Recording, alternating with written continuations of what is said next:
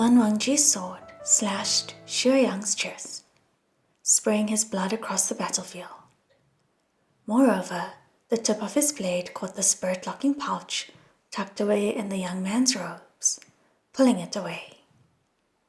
However, Wangxian couldn't see what had happened clearly. Xue Yang, what do you want him to give back to you? Shuanghua? He thus said, It's not like Shuanghua's your sword. How can you ask him to give it back? Do you have any shame? Xue Yang broke into peals of laughter. Seen your way, you're merciless. Fine, laugh. Even if you laugh yourself to death, Shao Xingchen's soul will still be too broken to put back together. He found you repulsive, yet you still insist on dragging him back so that you can play games with him. Who wants to play games? Xue Yang shouted, swinging abruptly from laughter to rage.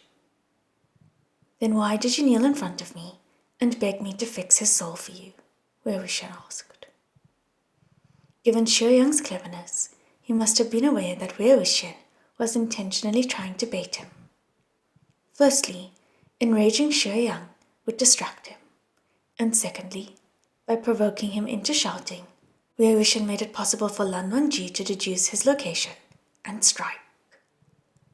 Nonetheless, Xue Yang couldn't help but continue on, line after line. Why? Humph, as if you don't know. I want to turn him into a fierce corpse, a malicious ghost under my control. Didn't he want to be a pure, virtuous cultivator? Then I'll make him endlessly slaughter people so he'll never find peace.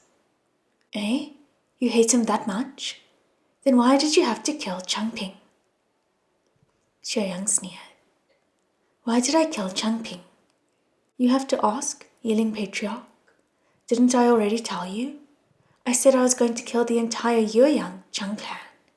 I wasn't even going to spare one dog. Whenever he spoke, he effectively declared his location. Wangxian could hear the sound of a blade slicing through flesh again and again. But unfortunately, Xue Yang's tolerance for pain and injury was extraordinary. He had already witnessed it through his own eyes during empathy. Even after being stabbed in the stomach, Xue Yang could keep bantering as though nothing had happened. You sure found a good explanation. Too bad the timing doesn't match up. Someone like you, who can't even let a dirty look go without avenging yourself 1,000-fold. Someone who strikes so swiftly and ruthlessly. If someone like you really wanted to kill off an entire family, why would they wait so many years to finish the deed? The real reason you killed Changping, you know perfectly clearly. Then tell me, what do I know clearly? What do I know clearly? The second sentence, Xue Yang bellowed. You killed them, yes, but why the death by 1,000 cuts? Killing someone that way signifies that it was punishment. If you were only getting revenge for yourself, why did you use Shuanghua and not your own Zhengzai? Why did you have to dig out Changping's eyes and make him like Shao Xingchen? Nonsense. It's all nonsense. It was revenge. Was I supposed to let him die comfortably? Xue Yang shouted himself hoarse. Indeed, it was revenge. But who precisely were you avenging? How ridiculous.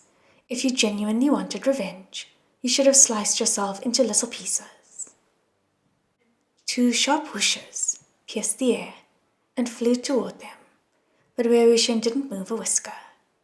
Instead, Wen Ning rushed in front of him and intercepted the incoming projectiles. The pair of skull-piercing nails gleamed with dark malice. Xue Yang's eerie laughter sounded like an owl's bone-chilling screech. Then, abruptly, he fell silent and ceased to devote any more attention to Wangxian.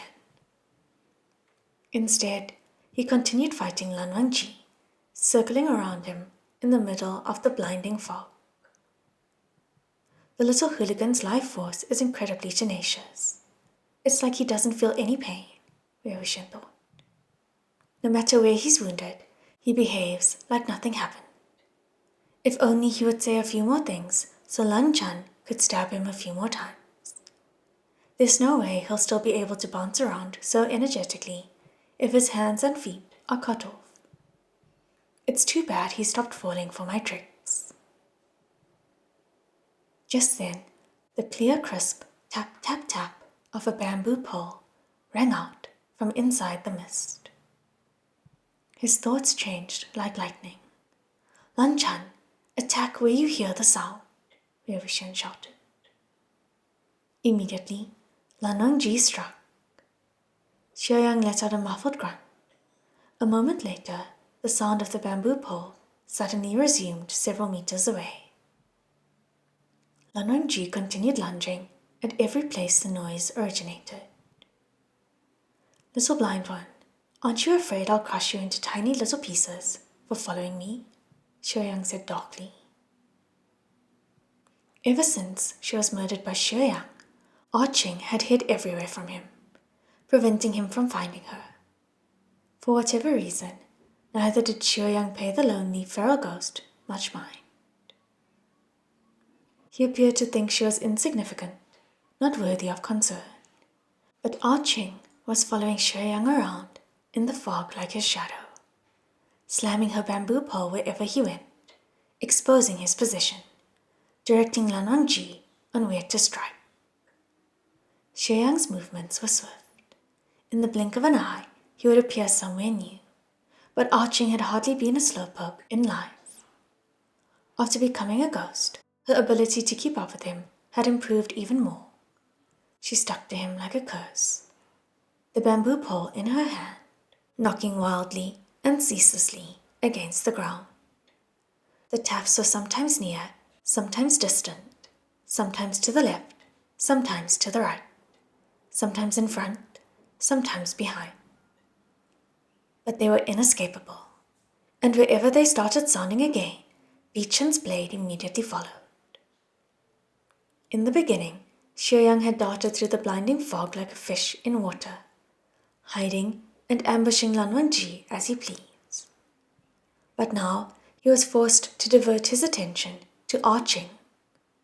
He cursed at her and flung a paper seal behind him. But just as he was distracted, just as A-Qing let out a ghastly scream, Wangxian stabbed him through the chest. Xue Yang's seal had destroyed A-Qing's spirit. The sound of the bamboo pole tapping out his trail ceased. But this last strike was the critical blow. Xue Yang could no longer vanish and reappear like a ghost. He was no longer difficult to track down. Blood-filled coughs echoed from the middle of the fog. Attempting to rescue A-Qing's soul, Wangxian flung out an empty spirit-locking pouch. Xue Yang trudged forward a few heavy steps, then suddenly charged. He stuck out his hand and roared, "Give it to me!" Wangxian's blue light arced downward. Lan Wangji coolly severed Xue Yang's arm. Xue Yang's blood gushed from his wound, staining a large patch of fog ahead of Wangxian crimson. The smell of gore blanketed the earth and filled the skies, suffusing each of Wangxian's breaths with the taste of damp rust. However, his attention was devoted to searching for and gathering up pieces of A-Qing's shattered spirit, so he paid this no mind. Though Xue Yang had yet to cry out in pain, his knees struck the ground with a heavy thud. He had finally lost too much blood to stay on his feet and had fallen to the ground. Lan Wangji summoned Wangxian again. The next swing would slice off Xue Yang's head. But just at that moment, blue flames erupted from the middle of the white fog. The flames of a teleportation seal. Knowing that something had gone wrong, Wangxian ignored the danger inside the fog and rushed over. In his haste, he nearly slipped and fell. Where the coppery stench was the strongest, the ground was covered with wet blood. The blood that had poured out of Xue Yang's severed limb. However, Xue Yang himself had disappeared. Lan Wangji walked over. The gravedigger? Wei Wuxian asked him. Xue Yang had lost his arm and had been fatally injured by A-Qing. Judging by the volume of blood he had lost, his death was all but certain. He certainly couldn't have had the spare strength or spiritual energy to use a teleportation seal. Lan Wangji nodded slightly. I wounded the gravedigger 3 times.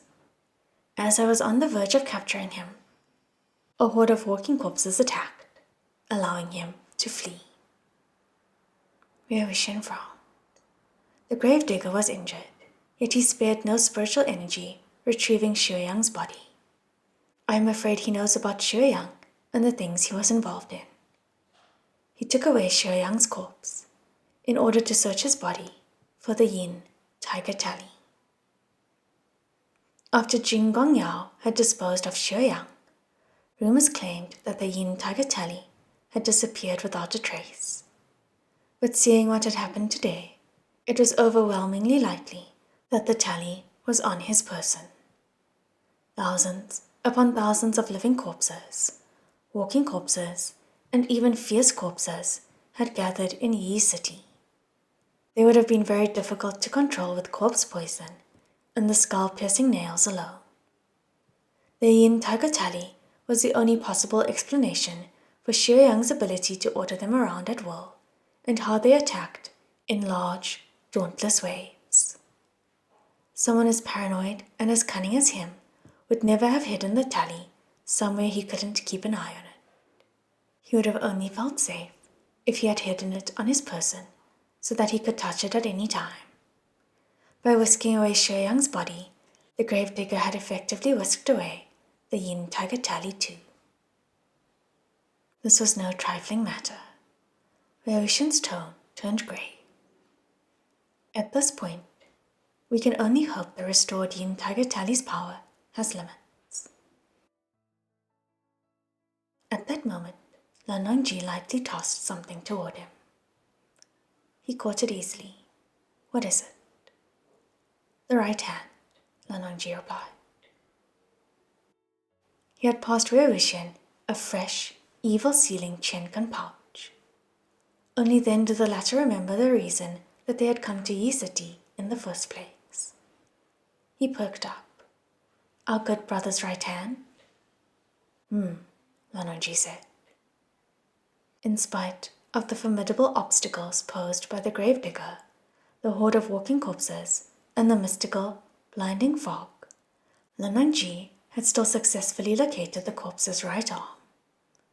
Thoroughly impressed, Wei Wuxian heaped adulation upon him. You're sure worthy of your title, Han Guangjin. Now we've managed to get a step ahead of them again. Only, it's too bad it's not the head. I still want to see what our good brother looks like. But the opportunity will come soon. Where's Songlan? After Xue Yang's body had vanished, the speed the white fog blew around the city had picked up, thinning it somewhat, so it was no longer quite so hard to see. Thus, Wei Wuxian had certainly discovered that Songlan had disappeared.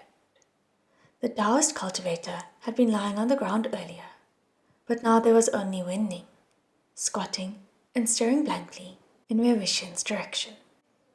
Lan Wangji placed his hand on the just sheathed A-Qing's hilt. It's fine, Wei Wuxian said. There's no need to be alarmed. Songlan was the fierce corpse from earlier, but now he should have no more violent intentions. Otherwise, Wen Ning would have warned us. He probably regained consciousness and left on his own. He whistled lightly. Wen Ning rose and retreated as he heard the noise, his eyes lowered. Soon, his silhouette vanished completely into the white mist. The sounds of chains scraping against the ground gradually grew more and more distant. Lan Wangji didn't say much, uttering only a serene, "Let us depart." Wait, Wangxian said abruptly, just as they were about to take off. In the pool of blood nearby, he had caught a glimpse of a lonely object, a severed left arm. Its 4 fingers were clenched tightly. The little finger was missing. The fist's grip was like iron. Wangxian squatted down, and only after considerable effort did he manage to pry it open, 1 finger at a time. Once he was done, he discovered a small piece of candy lying in Xue Yang's palm. It was definitely inedible. It had started to turn green. On top of that, it had partly crumbled under his excessively tight grip. Together, Wangxian and Lan Wangji returned to the coffin home. The main entrance was already open, and sure enough, Song Lan was standing beside Xiao Xingchen's coffin, his gaze lowered as he stared inside. All of the disciples had pulled out their swords and were huddled together on one side of the room, vigilantly eyeing the fierce corpse that had attacked them earlier. Upon seeing that Wangxian and Lan Wangji had returned, they had the greatly relieved look of prisoners who had just been pardoned of some great crime. Nonetheless, afraid of rousing or enraging Song Lan, they didn't have the nerve to raise their voices. Wangxian lifted his foot, stepped inside the coffin house, and introduced Song Lan to Lan Wangji. Song Lan, Song Zichen Daojiang. Still standing beside the coffin, Song Lan lifted his head and turned his gaze to them. Lan Wangji gently lifted his robes and elegantly stepped over the threshold, nodding slightly. Song Lan's consciousness had already returned, and his pupils had rolled back down from inside his head. A pair of clear, bright black eyes now graced his face. Eyes which had originally been Xiao Xingchen's and were now filled with unspeakable sorrow. There was no need to ask him any questions. Wangxian already knew. Song Lan had seen and remembered everything that had happened during his time as a fierce corpse under Xue Yang's control. To question him, to speak too much of it, would only add to his suffering and despair. After a moment of silence, Wangxian produced 2 identical, small, spirit-locking pouches and passed them over to him. Xiao Xingchen Daojiang and Miss A-Qing. Although A-Qing had been terrified of Xue Yang, she had closely shadowed her murderer, preventing him from escaping or hiding until Bi-Chen had plunged its blade through his chest, and he had finally experienced retribution. The seal Xue Yang had venomously thrown at her had shattered her soul. Wangxian had run around frantically, trying his best to pick up the pieces, but he had only successfully retrieved part of it, and only after a great deal of effort. Now that A-Qing's soul was in fragments, it was in more or less the same state as Xiao Xingchen's. Curled up in their respective spirit-locking pouches, the 2 souls seemed extremely fragile, as though they would disintegrate right inside the pouch at the slightest bump. Song Lan's hands trembled slightly as he received them. He held the pouches in his palm, too afraid to carry them by their tassels, lest a shake destroy the souls inside. Song Daojiang, what do you plan on doing with Xiao Xingchen Daojiang's body? Wangxian asked. Song Lan cupped the 2 pouches carefully in one hand and pulled out Fu Shui with the other. He drew 2 sentences on the ground. Cremate the body. Care for the soul. As fractured as Xiao Xingchen's spirit was, it certainly couldn't return to his body. Cremating him was as good an idea as any. The body's ashes would be scattered, leaving only the pure soul, which could be slowly nurtured until perhaps one day it could return. Wangxian nodded. What will you do from now on? Take Shuanghua and row. eliminate evil with Xing Chen, Song Lan wrote. After a pause, he continued, wait for him to wake up. Say I'm sorry, it wasn't your fault. The words he couldn't say to Shah Xing Chen when he was alive. Yi City's eerie fog was gradually dispersing, and the city's streets and intersections were already visible. Lan Wangji and Wangxian led the disciples out of the desolate ghost town. Still dressed head to toe in pitch-black robes, Songlan bid them farewell at the city gates. A solitary figure, he departed along a different road, bearing 2 swords, Shuanghua and Fu Xue, and carrying 2 souls, Sha Xingchen and A-Qing.